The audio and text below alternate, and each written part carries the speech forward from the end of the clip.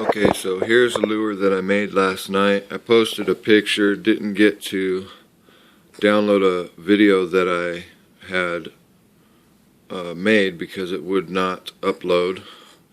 This here is a popper. The bill is a little rough, but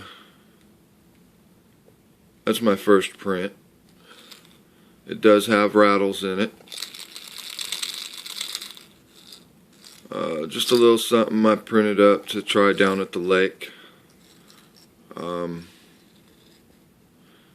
it is a fishing lure.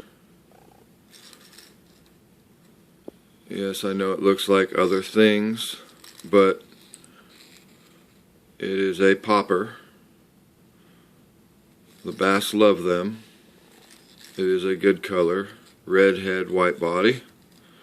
I will be trying a few other colors, but for now, even with the messed up bill, I'm going to go ahead and try it, hook it up, and see how it pops in the water. So there you go. There's my first fishing lure off my MakerBot, and hope you guys like it.